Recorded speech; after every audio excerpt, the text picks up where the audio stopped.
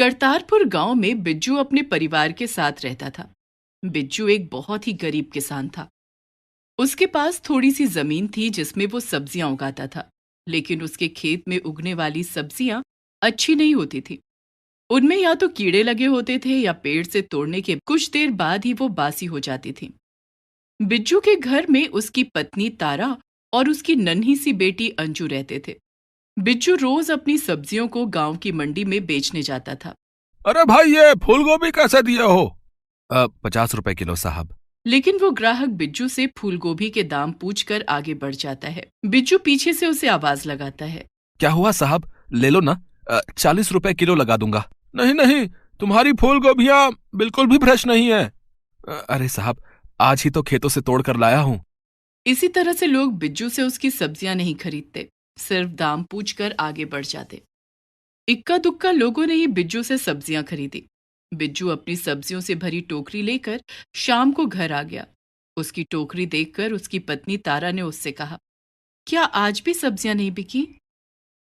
इस तरह से तो हम हमेशा गरीबी और तंगहाली में ही दिन गुजारेंगे। हमारी अंजू भी कभी स्कूल का मुंह नहीं देख पाएगी। खाने के लाले पड़े रहेंगे। क्या हम कोई ऐसा काम नहीं कर सकते जिससे हमारी अच्छी कमाई हो जाए? कोई भी अच्छा काम करने के लिए अच्छे पैसे भी तो होने चाहिए। हमारे पास तो खाने के लिए ही पैसा नहीं है, तो हम अच्छा काम कैसे करेंगे? रात को खाना खाकर पूरा परिवार सो गया। आधी रात में बहुत तेज बारिश होने लगी। बारिश की आवाज सुनकर बिज्जू और तारा की नींद खुल गई। अभी तो बारिश का मौसम भी नहीं है, फिर अभी इतनी तेज बारिश कैसे हो रही है? इंद्रदेव की जो मर्जी, वो जब चाहें बारिश करवा सकते हैं। ज्यादा बारिश हो गई तो हमारे खेतों में पानी भर जाएगा, फिर हम कल फसल भी नहीं रोप सकेंगे। हम कर भी क्या सकते हैं? बारिश रोकना तो हमारे बस में नहीं है। तुम सो जाओ। बिज्जू और तारा बातें करके फिर से सो जाते हैं।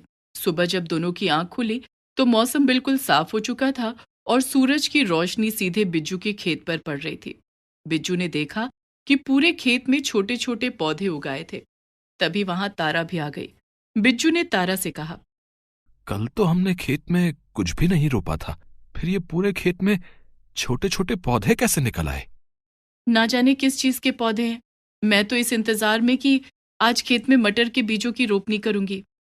लेकिन हमारे खेत में ये पौधे इस तरह से उगाए हैं जैसे किसी ने इनकी रुपाई की हो। सारे एक ही आकार के हैं। क्यों ना हम कुछ दिन रुक कर देखें कि ये पौधे किस चीज के हैं? ठीक है, थोड़ा इंतजार करके देख लेते हैं, लेकिन हम ज्यादा इंतजार नहीं कर सकते। जल्दी खेत में कुछ नहीं उगाया तो हमारी कमाई कैसे होगी? इससे पहले कि भूखे रहने की नौबत आ जाए, हमें खेत में फसल लगानी होगी। कल सुबह तक पता लग जाएगा कि ये पौधे किस चीज के हैं। सारा दिन गुजर गया। रात को तीनों खाना खाकर सो गए। अगले दिन जब बिज्जू और तारा की नींद खुली तो उन्होंने अपने खेत में जाकर देखा। उन्होंने देखा कि वे छोटे छोटे पौधे एक ही रात में बड़े हो गए थे और उनमें ढेर सारे बैंगन फले हुए थे। तो ये बैंगन के पौधे हैं, लेकिन हमने तो अपने खेत में बैंगन के बीज नहीं डाले थे। फिर भी हमारे खेत में बैंगन कैसे फल गए? अब कैसे फले इससे हमें क्या लेना देना? ये बैंगन बड़े सुंदर और ताजे दिख रहे हैं। ऐसा लगता है इनकी सब्जी बड़ी स्वादिष्ट होगी। मैं सारे बैंगन तोड़ देती हूँ। आप सब्जी मंडी में ले जाकर इन्हें बेच दो। ठीक है, ऐसा ही करता हूं। और तारा सारे बैंगन तोड़कर एक टोकरी में रखने लगी। धीरे धीरे एक टोकरी भर गई, लेकिन खेत में अभी भी ढेर सारा बैंगन बाकी था।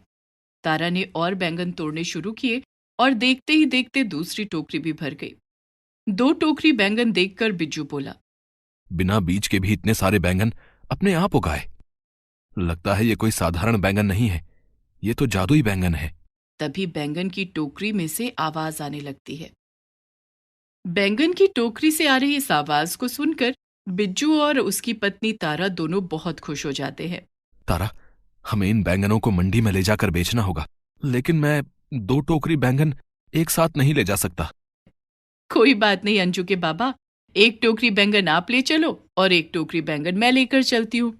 दोनों मिलकर बैंगन बेचेंगे और सारे बैंगन बिक गए तो हमें ज्यादा मुनाफा भी होगा। लेकिन अंजू को किसके पास छोड़कर जाएंगे? अंजू को हम मंडी में साथ लेकर चलेंगे। ठीक है अंजू की माँ, चलो अब हम बैंगन लेकर मंडी चलते हैं। और तीनों एक साथ मंडी चल पड़ते हैं।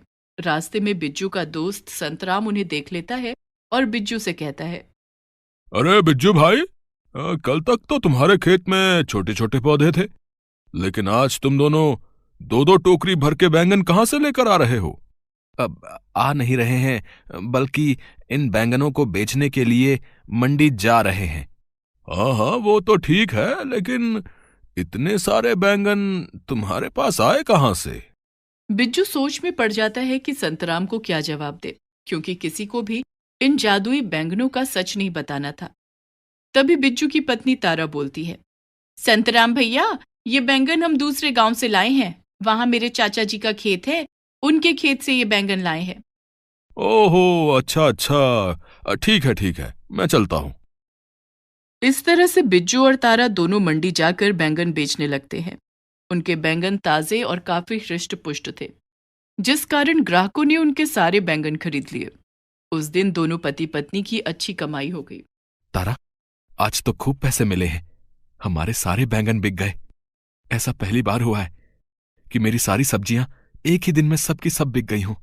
अंजू के बाबा, इसी तरह से हम रोज बैंगन बेचते रहे तो हम जल्दी ही पैसे वाले बन जाएंगे और हमारी अंजू भी स्कूल जा सकेगी। खाने पीने की भी कोई दिक्कत नहीं होगी।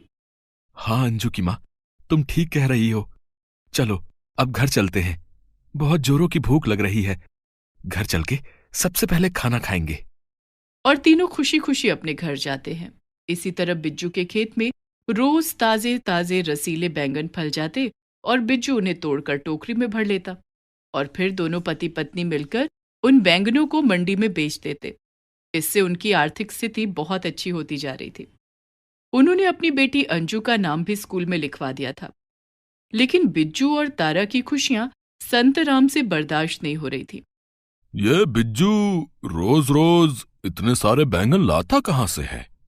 मैं तो उसे कभी खेत में काम करते हुए भी नहीं देखता। ये सब कैसे हो रहा है? मुझे पता करना ही होगा। और उस रात संतराम बिज्जू के खेत में गया और सारी रात वहीं बैठा रहा। रात में बिज्जू के खेत में एक भी बैंगन नहीं थे।